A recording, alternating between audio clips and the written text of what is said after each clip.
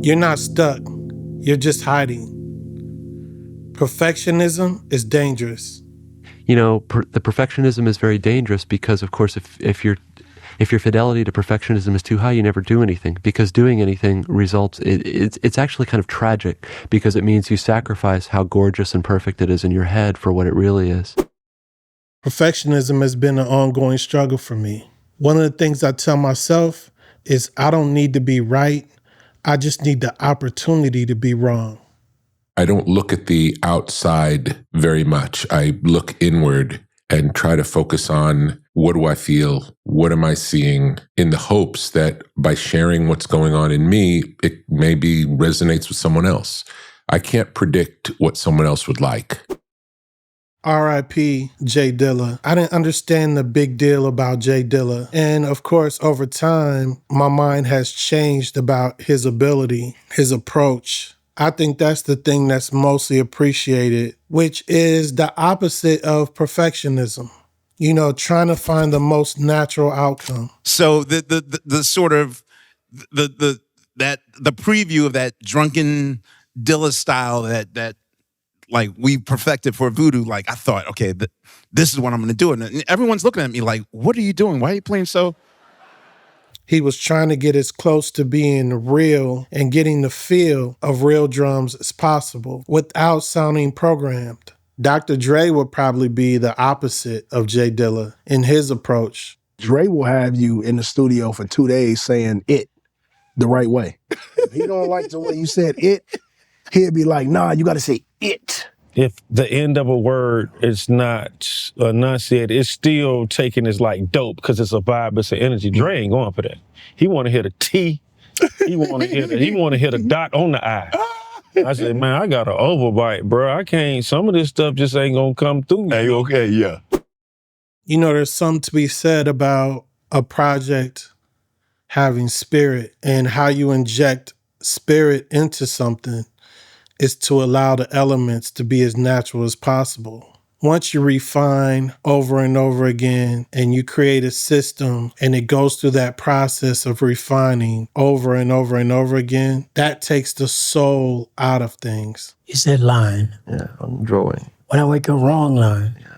The line isn't wrong until after you put the next one down. Music is the same way. The sound, you don't make bad notes. The note next to the one that you think is bad corrects the one in front. You have to be natural. And yet you have to be careful not to make the mistake of being too offhanded about it, because there is a certain necessary regimentation in playing. You have to have a certain amount of control. And Joe's the type of person that would say, I play bad notes all the time. He'll start off by saying this. It takes a big man to admit that he's wrong.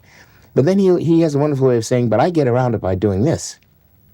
And at the end of it, you suddenly realize that this man's musical abilities are so vast that there is no such thing as a mistake to him.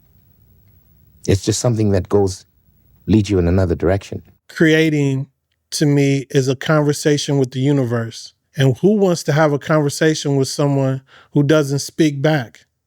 But that's what happens with perfectionism. You start having a conversation with yourself and not with the universe. You want your things to succeed and, like for people to see it and be awarded or whatever. But because you don't control any of that, the only thing you can control is the process. Making something is really just about like learning about yourself and your relationship to the world. Those are the things I tell myself so I can sleep at night. A lot of people look at an industry, the art industry, fine arts, music industry, film industry. People look at these industries as this big building with one door. But these industries they're not buildings. They're more like open fields. You release your work to the world, and the everyday people speak so loudly that the gatekeepers come looking for this person. The people whose approval you're desperately seeking are usually the ones least qualified to give it. You're asking emotionally starving people to feed you, seeking validation from individuals who can't even validate themselves.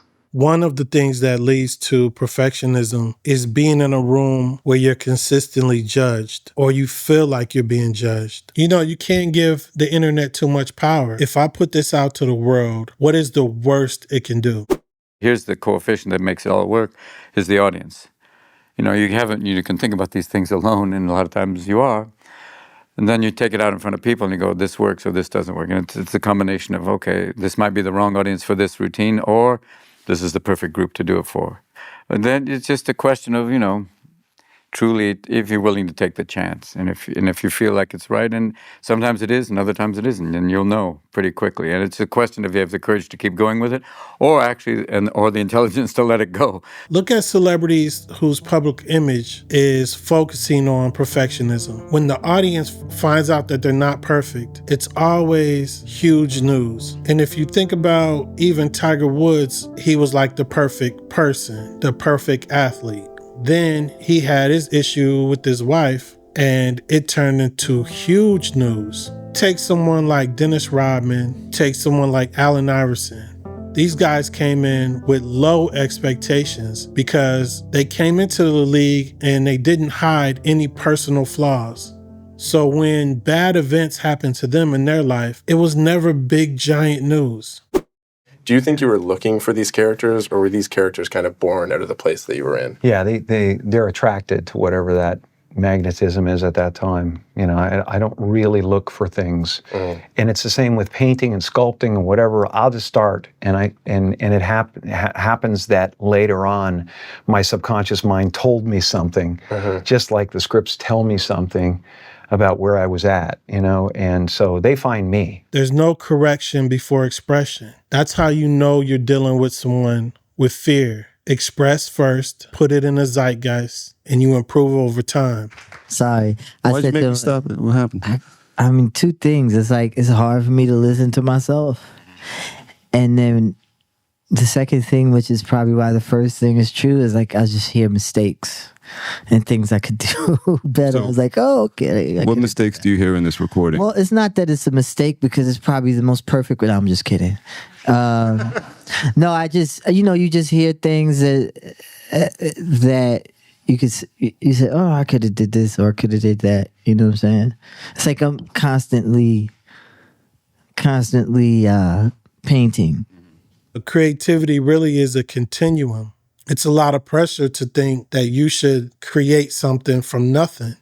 As everything Beethoven did, it is a gloss on something that had been done, and a revolutionary step of breaking out of the mold, but the mold is always visible behind what he does.